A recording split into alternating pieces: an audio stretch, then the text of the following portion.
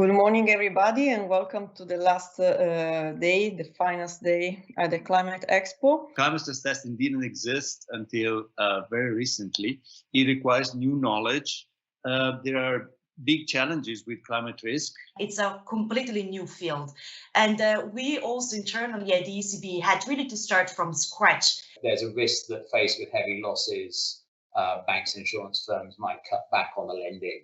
Financial stability is absolutely critical to resilience overall. This is about encoding risk and aligning finance across the financial sector.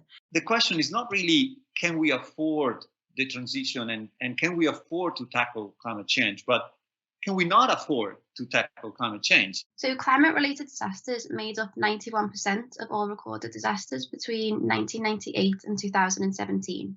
When we consider the loss relative to GDP, the significance of the loss shifts to countries of lower levels of economic development.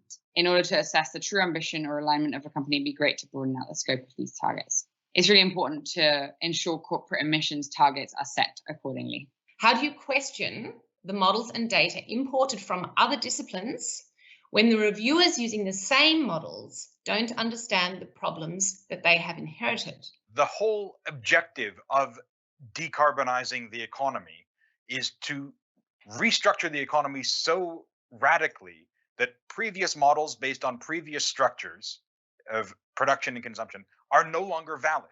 There are a whole lot of problems and uncertainties embedded in these scenarios that we are using. These models can have performative capacity, but that doesn't mean that they can create reality out of thin air. Incentives such as moral or ethical concerns or social pressures play a much larger role in human decision-making, perhaps than financial ones do. We need greater portfolio-level commitments for financing local adaptation, directly financing local adaptation. Tell us where the money went, what it was used to do, and what the outcomes are. Finance is the key to climate actions. However, developed countries who have historically benefited from a high-carbon economy have a burden in supporting developing countries in this regard. We need governments, we need institutional donors to commit towards funding local adaptations. Ongoing climate litigation may underline the importance of access to justice and fair, reliable dispute resolution. Decision makers, policy makers have to do something that they have never done before, because we have to address a challenge that has never been addressed before. We know that 167 of 186 of the first round of nationally determined contributions before the Paris Agreement explicitly prioritize legal and institutional reform. How do we establish this kind of hope and trust in our ability to meet the objectives of the Paris Agreement? As important as the national tools are, international support remain very, very critical. What are the legal consequences and legislative opportunities in order to comply with the Paris Agreement? What are the next steps towards ensuring effective legislation and policy on climate change? How to nudge courage, how to get actors to do something where they are not quite sure how this is going to end up, take the first step, be a front runner. So you can see kind of action working, as I said, with private actors as co-regulators to create kind of transnational regulation in this area that then supports the sustainable development goals as well. There's also a lot of space for legal practitioners, governance experts to advise not just governments, but all private actors, national and international. So many of these private contracts are actually public-private partnership agreements. Industrialism, which was aided by colonization, was a problem to our climate system and to our climate change efforts. A national determined contribution is really only valid if it's then implemented in law, in national law. On one hand, we need this system-wide holistic policy intervention alongside the low-carbon energy transition scenario so that we can close the green finance gap. Our results show that a carbon tax alone will not be able to achieve the EU 2030 and Green Deal targets. If we do our best, the IPCC says that we can stabilize, right? What's interesting is that in all of this crisis response, I think net zero or climate change didn't really play a role. My punchy recommendation, because we're working on the topic of public finance institutions, would be that governments taking net zero objectives seriously should immediately stop any public finance support to new fossil fuel investments. We need more studies to compare the effectiveness of these instruments across different countries and different sectors. Green bond investments vary according to the risk. Global stock take is absolutely critical. Paris Rulebook has provided detailed guidelines on the implementation of Article 14, and all inputs are to be fully accessible by parties to assure effective and equitable participation.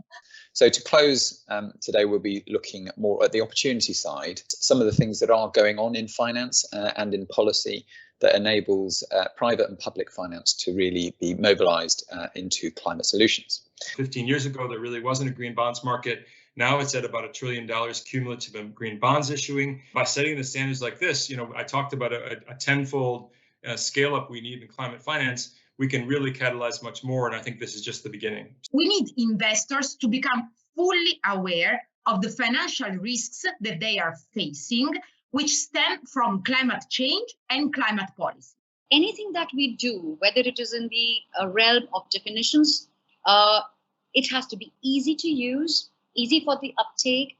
It has to be bringing together of public and private capital together. It is extremely important that the social aspect is integrated almost at par. We note in the United States there's some 250 technology centers developing new technologies at universities and in the private sector. You have to find a good system and way to find people in all these countries so they can learn about this technology and find a way to deploy the technology in their respective country. This isn't a niche opportunity anymore. This is really becoming mainstream. The price point for solar is like 2 cents below the fossil alternative. The banks that we work with don't know that. So there has to be more efforts to kind of raise capacity of banks. No one will be left behind. And if there is anyone, any country, any household that will need help to transition, this help will need to be given.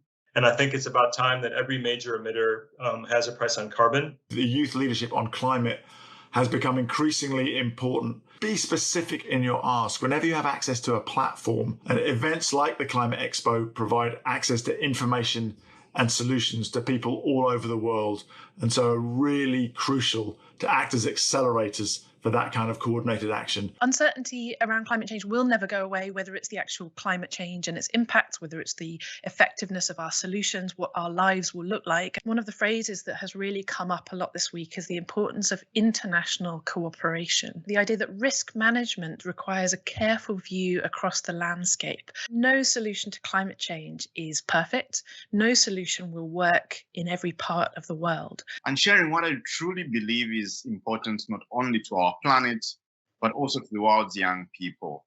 Nobody really wanted to speak about these issues in a language that everybody understood, provided for a platform for inclusive and collective dialogue. Recently, WWF released a report revealing that up to 200 species are going extinct every single day. My purpose, and the purpose of many young people, is to ensure that we stop at nothing, to ensure that we reverse the current changing climate. Climate change is the symptom of what we've done to the world. Modern slavery is part of the issue. Is the world better for having us, or is it worse? And for far too long, it's been worse. Impacts that happen in every aspect of the planet, on every part of the planet, and the more warming there is, the greater those changes will be. A warming climate is going to put pressure on some plant species, but really the most change we can make is to pester someone more powerful than us. Now, climate change becomes a human rights issue. We see that countries like Zambia and other Southern African countries are experiencing unprecedented levels of food insecurity. Britain has a particular role to play because we invented the Industrial Revolution. There are many corporations that are doing better than governments. So if you really ask me what I think climate change is, it's the reversal of what gave us life. As far as are we past the point of no return? No, we're not. We could easily get to that point. And that's why it is so urgent. So I find this an enormously a really not only challenging but exciting moment in life. Every one of us can make a difference.